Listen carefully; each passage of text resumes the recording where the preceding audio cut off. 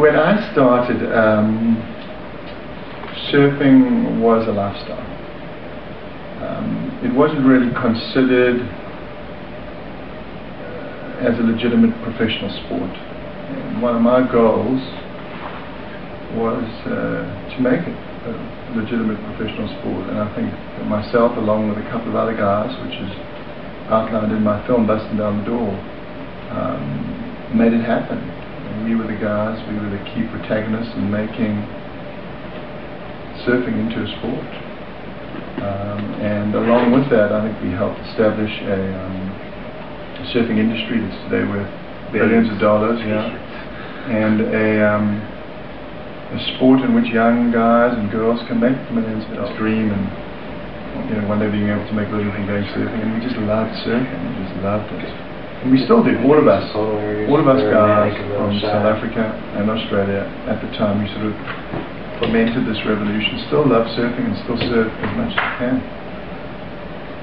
Surfers, we're very lucky. Because most pro athletes, they have that moment in the sun.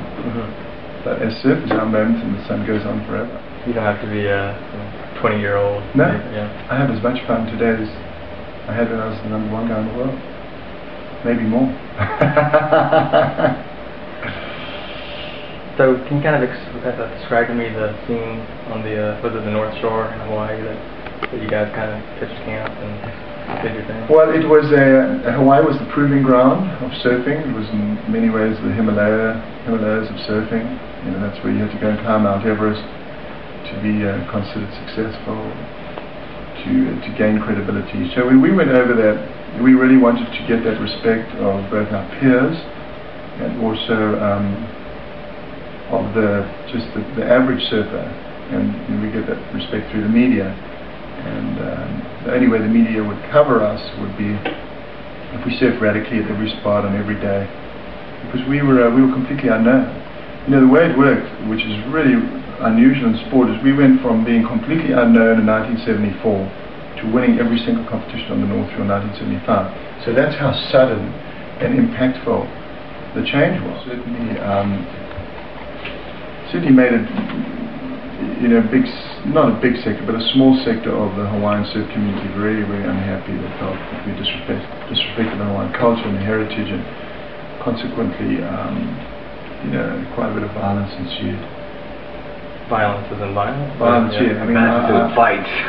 we had contracts out in our lives. We were threatened with death. We were told to leave the island. I even bought a Remington 12 gauge. I was 20 years old. I bought a Remington 12 gauge.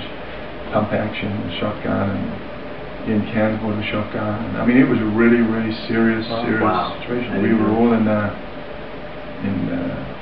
very dire circumstances. And then this wonderful surfer called Eddie Arkau, who was this great Hawaiian surfer, called sort of a meeting, and ultimately peace was declared.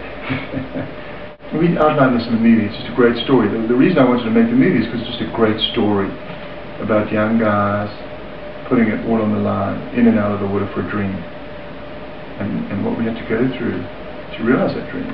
It's the same today as it was back then over 30 years ago. You've got to put it all on the line. And to be successful today in any sport or in any business endeavor, that's what you have to do. People don't stuff your pockets with cash, and people just don't open the door for you. You've got to kick the door down. Bust it down the door. The film covers what happened before 75, it covers what happened in 75, and then it covers the repercussions of what happened specifically as a result of this article that he wrote, which really created sort of a firestorm in the sport. Is that article kind of the manifesto or whatever? Pardon? Was the article kind of your manifesto setting out what you were hoping to accomplish? Well, what the article did, it really told not so much what we wanted to accomplish, but it told what we had to do in order to be successful that particular year. It wasn't sort of a grand vision for pro surfing, but it was just he described what had happened and how there was this sort of collective push by us young guys, post-colonial societies, where the sport was, the country, which is incredibly nationalistic and very both of our countries, South Africa and Australia, very nationalistic, very sports crazy, and we just wanted to be considered the best sportsmen. And that's where there was this difference between the way we considered surfing and the way the Hawaiians considered surfing. For them it was a lifestyle and cultural pursuit. For us it was that as well as a sport.